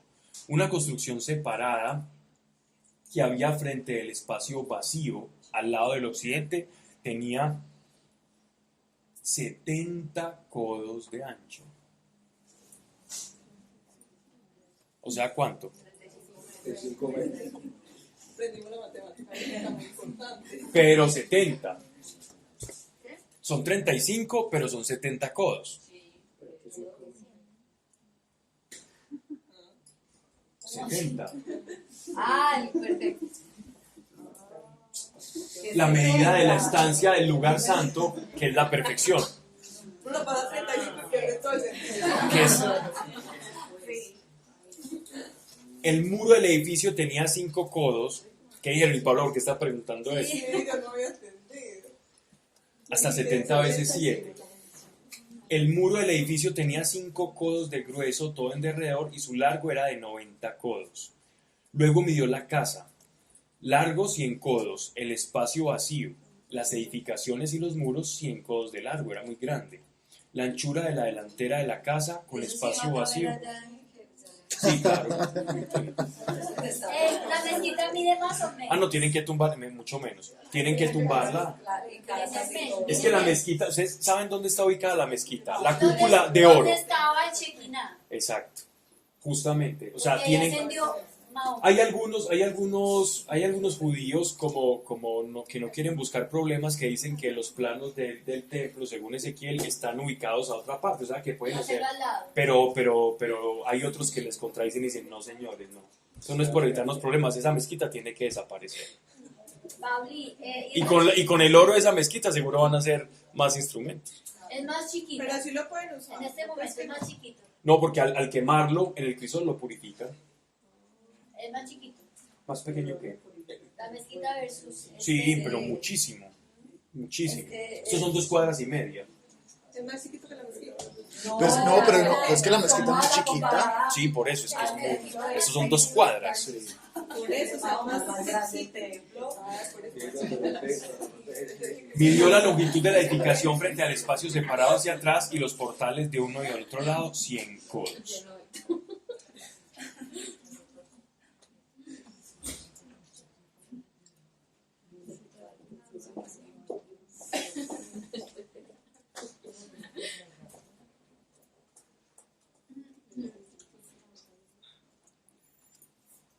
El templo interior y los vestíbulos del atrio, el umbral, las ventanas, los portales, todo en torno, los 3 pisos estaban cubiertos de madera, desde el suelo hasta las ventanas, las cuales estaban cubiertas, hasta encima de las puertas, ventanas igual rejitas.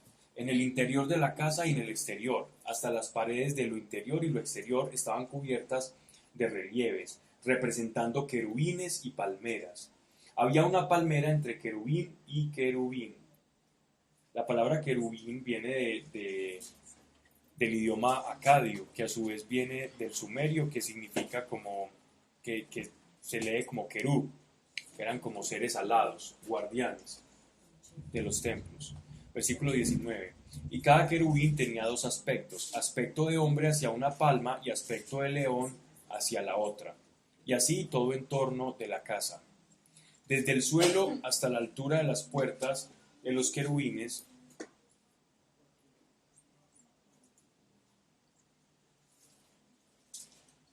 y palmas esculpidos por todos los muros de la casa. Los pilares del templo eran cuadrangulares y enfrente del Santísimo había una cosa que parecía un altar de madera, 3 codos de alto, 2 de largo y 2 de ancho, y tenía sus cuernos, sus pies y costados de madera. Esta era una mesa sacrificial. En esta mesa se hacían, era como lo que se conocía como el altar de los inciensos. Cuando dicen que tiene cuernos, era como, hagan de cuenta como un atril, ¿cierto? Un atril en madera y en cuadrado. Y en cada esquina del cuadrado, hay como una especie de cuerno, como de terminación en punta, que representaba como la autoridad y el poderío, el señorío. Los cuernos en la Biblia significan señorío, no significan algo malo. Lo astado significa eso, por eso en las visiones de los profetas o del Apocalipsis, cuando hablan como un ser con cuernos o la cabeza con cuernos, significa que tiene autoridad. O sea, 7 naciones o 7 poblaciones, etcétera, etcétera, con autoridad. Eso es lo que significa el cuerpo. Pablo, El cuerpo, no el cuerno, perdón. ¿y qué tiene que ver con la representación de Satanás?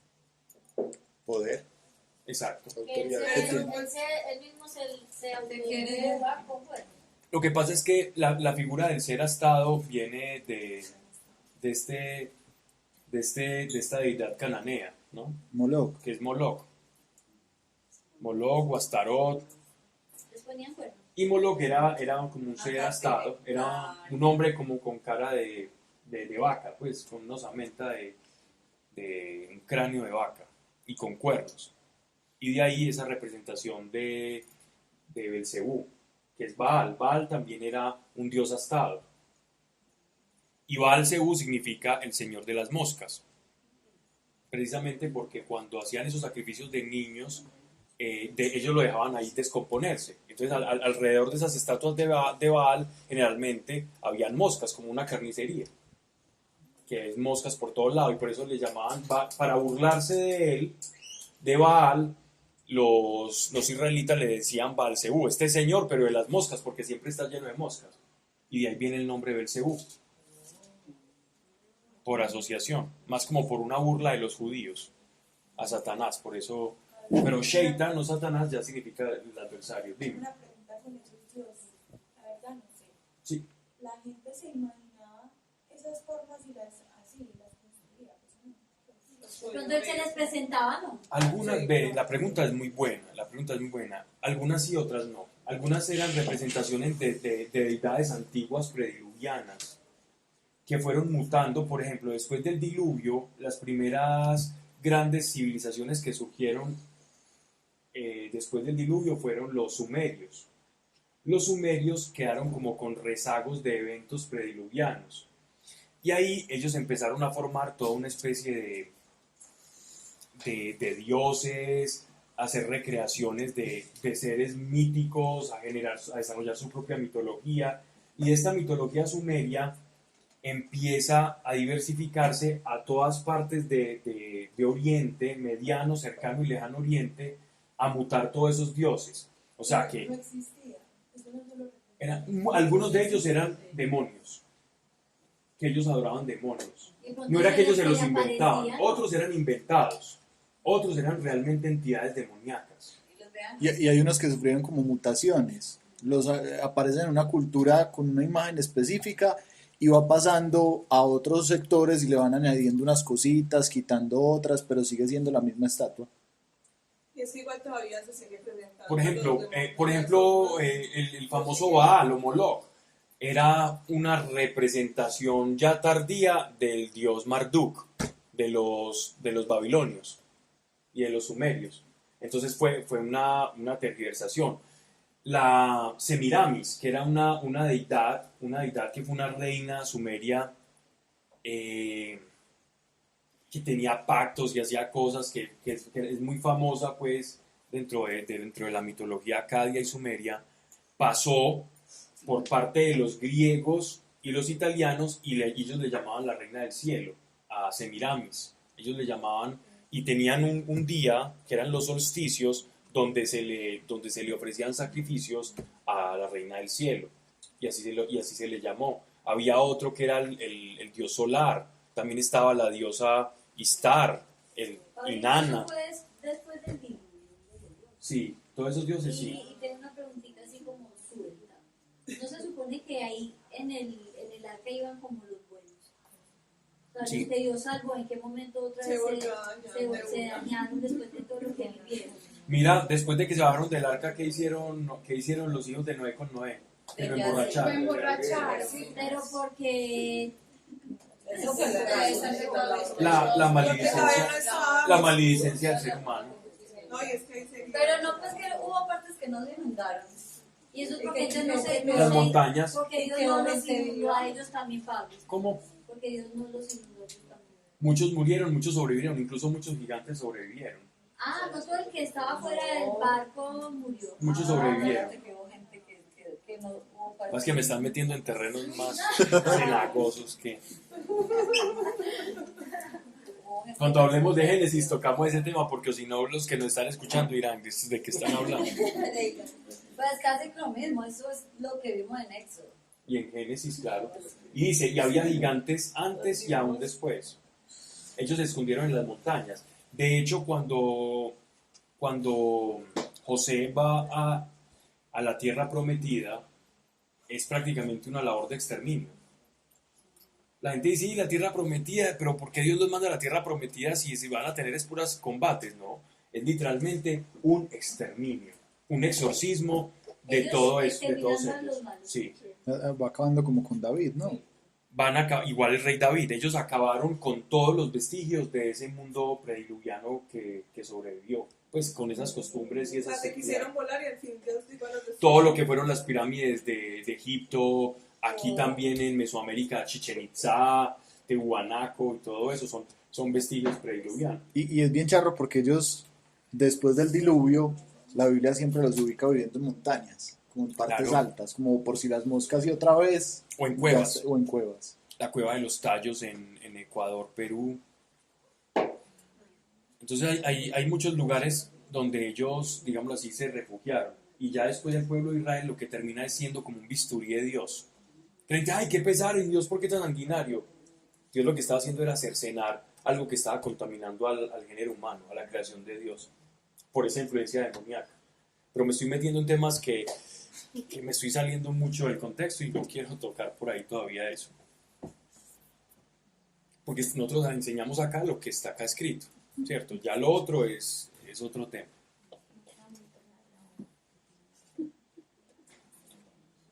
Bien. Dice, y me dijo, es la mesa que está delante de Dios. Había dos puertas, la del Santo y la del Santísimo. Entonces ya nos están hablando de cómo son los espacios, cómo son las vigas, cómo son las ventanas del Santo Santorum y del lugar santísimo. ¿Veis? Del lugar santo, el lugar santo y el lugar santísimo. Cada puerta tenía dos hojas que se plegaban en dos partes para una hoja y dos partes para la otra. En las puertas había grabados querubines y palmas, eran como puertas corredizas, como en las paredes, y en la fachada del atrio exterior había un portal de madera, y habían ventanas aspilleradas y palmeras a cada una de las paredes laterales del vestíbulo, en las cámaras laterales de la casa y en los cornisamentos. No sé qué traduce cornisamentos. Braves. Braves. Bueno, hay que allá para el diccionario. Para que lo usen como Vamos a leer en Levítico capítulo 16, versículo 2. Alguien que me lea. Me dieron ganas de estudiar Génesis, de hablar de bueno.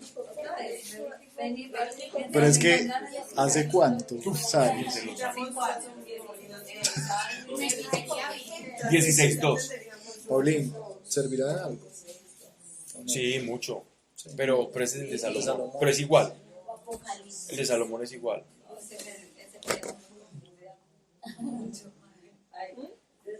Ah, mira las que van describiendo Sí. acá. Y los 1, 2, 3, 4, 5, perfecto, ahí están. El altar, las escalinatas, Sigue Apocalipsis. el velo, Sigue Apocalipsis. perfecto. Que ya vamos a, yo precisamente voy a leer, sí, sirve mucho. Sí, sí, está muy bueno. Porque si después vas a dar Apocalipsis. ¿Quién pregunta? Tú. Sí, es muy maluco. No, es muy bueno. No, lo que pasa es que es muy denso, es muy extenso. Entonces, ¿qué pasa? Si dejamos de venir y todo eso. No, yo no sé qué. También ya maduraste más. No, pero es que es demasiado. A mí me encanta, sí.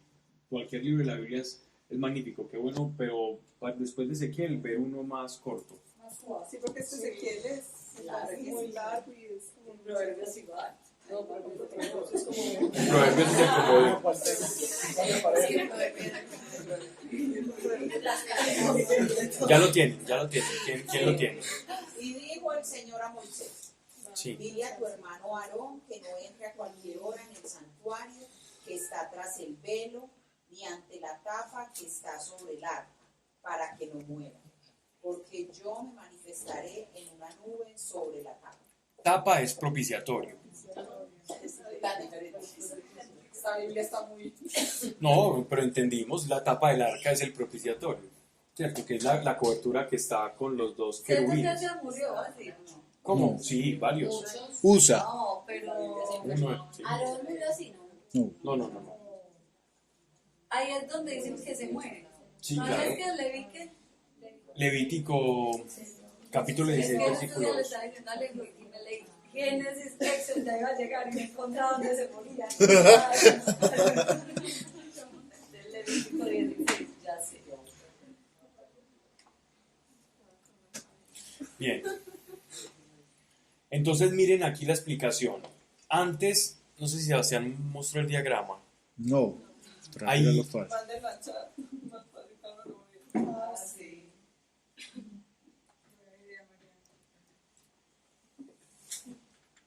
Capítulo 42. Sacóme al atrio exterior al lado del septentrión y me llevó al departamento que está al frente del espacio cercado y a la construcción que mira al norte.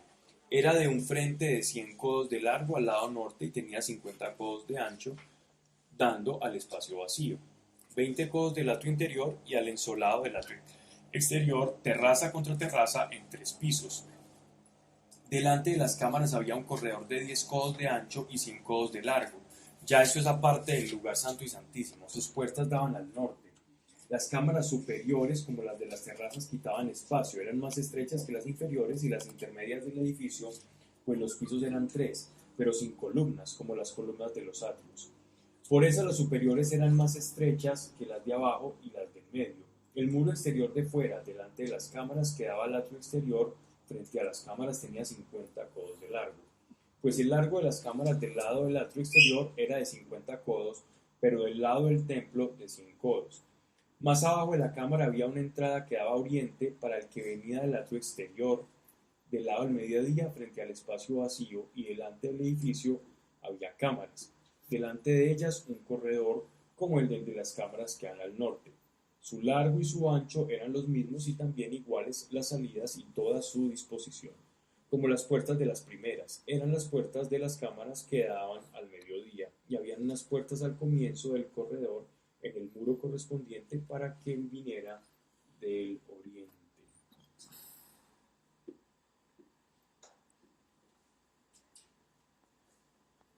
Están hablando de varias edificaciones que habían al oriente y al este del templo de este lugar santo, y en estas edificaciones también habitaban y hacían sus oficios todos los sacerdotes. Díjome, vamos al 13, ¿verdad? Las cámaras del norte y las cámaras del mediodía que dan al espacio cercado son las cámaras del santuario, donde los sacerdotes que se acercan a Dios comerán las cosas santísimas, es decir, las oblaciones y las víctimas por el pecado y por el delito. Sí, los sacerdotes tomaban una porción del animal sacrificado y ese era su alimento. ¿Sí? ¿Ese se lo pueden comer? Sí, porque había sido santificado. Acordate, Cami, que por eso fue que ese fue uno de los errores fue de Samuel, ¿cierto? Que los hijos se robaban Con los hijos. Verdad. de eso. Y dice que se acercarán a Dios, comerán las cosas santísimas, es decir, las oblaciones ya santísimas. Es lo mismo cuando uno dice, le preguntan al apóstol Pablo sobre las comidas y las bebidas, y él dice, es que Dios ya lo santificó. Ey, eso es impuro, ¿no? Es impuro hasta que Dios lo santifica. ¿Y cómo lo santifica Dios? Por medio de un sacrificio. ¿Y el sacrificio cuál fue? El de su hijo.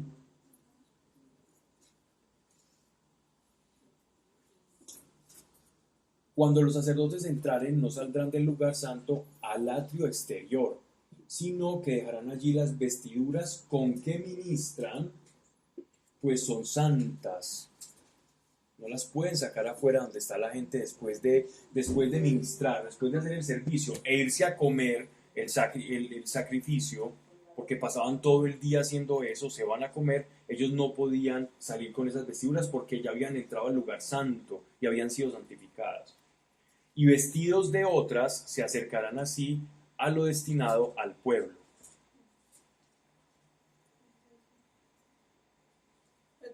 ¿Qué pasó?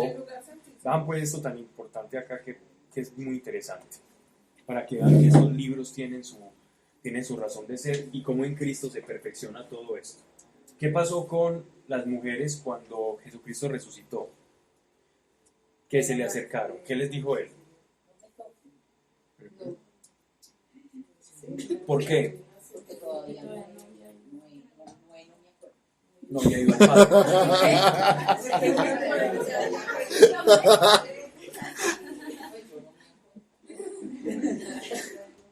Jesús en ese estado de resurrección no podía ser contaminado. Él ya había sido purificado. Él había sido purificado, su propio cuerpo resucitado. Y tenía que ir al lugar santísimo, o sea, a estar con el Padre. ¿Cuándo? Pero si Jesús es Dios, nada puede cambiar. Sí, Jesús, Él se hizo pecado por nosotros. La crucifixión es que Él cargó los pecados sobre nosotros. Pero después de la resurrección. Pues no había subido. Pues no Porque había no ha subido al Padre, al Porque lugar está santísimo. después del Padre y ya Santo Tomás de Aquino. Exactamente. Al que no- Es eso precisamente lo que estamos explicando. Es que Santo Tomás, mira que no. Camila lo explica de una manera muy poco ortodoxa, pero muy bien.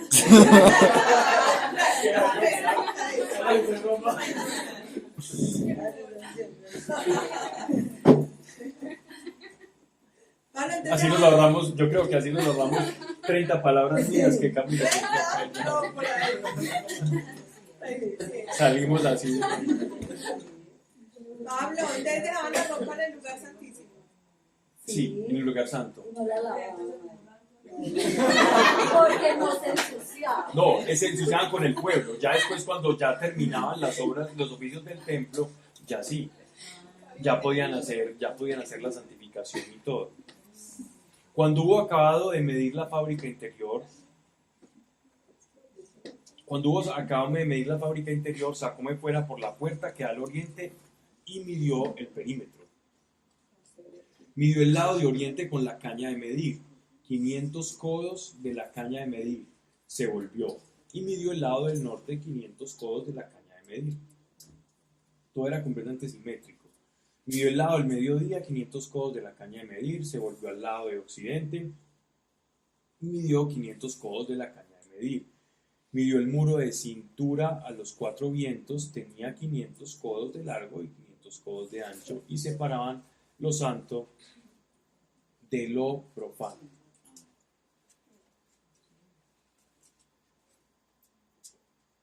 ¿En qué día hizo el Señor al ser humano? Sexto.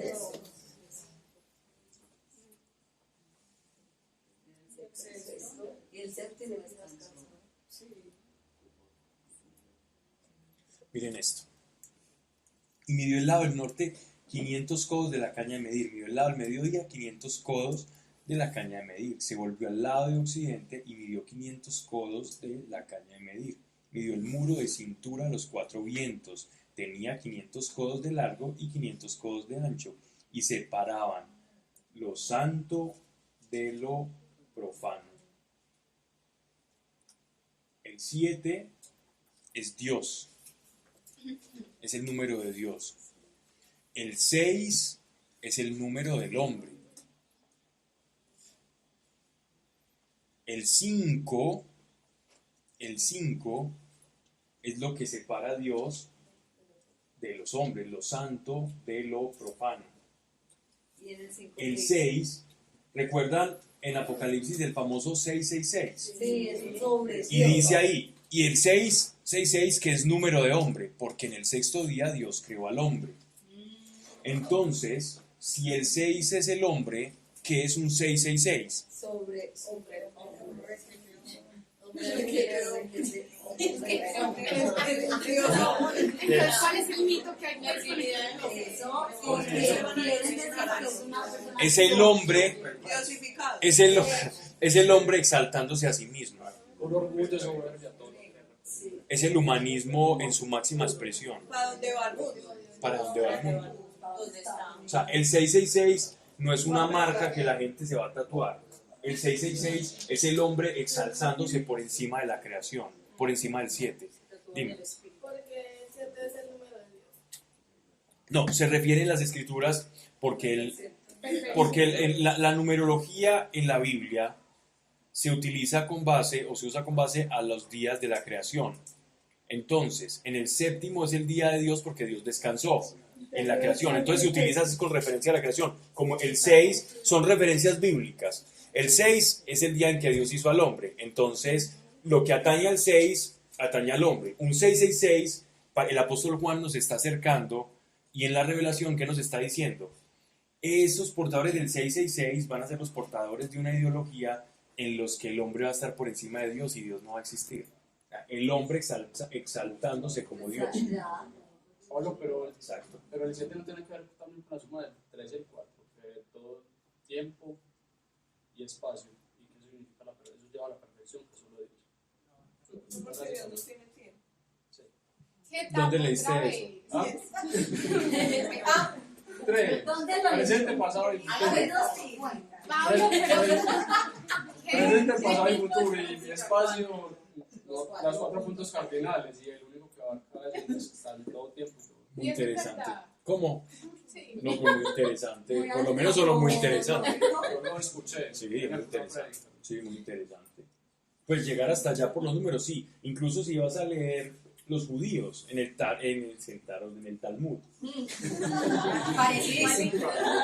En el Talmud y todo eso. Y la Cábala, por ejemplo. Aunque la Cábala así con respetico, porque tiene cosas que se desvían de la fe. Utilizan mucho todos esos términos y utilizan el Sefirot, el árbol de la vida y todo esto. Y tocan mucho ese tipo de temas del espacio, el tiempo, conforme a la numerología de la creación y de la Biblia.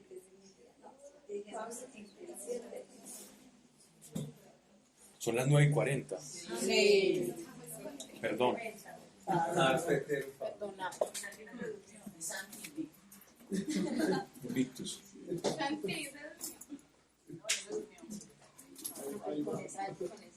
Padre, gracias por tu amor. Gracias por la revelación, Señor, y porque sabemos, Padre, que tú has mostrado, Señor, en visión, que hay un templo físico, pero también somos templos espirituales. Ayúdanos, Padre nuestro, a través de tu Espíritu Santo, a reconocer los tiempos, para que no nos dejemos engañar y podamos leer, Señor, así como el que va a cultivar sabe leer los tiempos, dónde va a recoger, dónde va a sembrar. Nosotros como iglesia sepamos discernir los momentos, los tiempos, para poder hablar tu palabra a aquellos que no están, Señor, dentro de tu reino, que están alejados de ti, y que por leer bien los tiempos podamos auxiliarles, Señor, en tu palabra, porque sabemos que tu palabra es verdad. Llévanos en paz en el nombre de nuestro Señor Jesucristo. Amén. Me estaba yendo esto más rápido.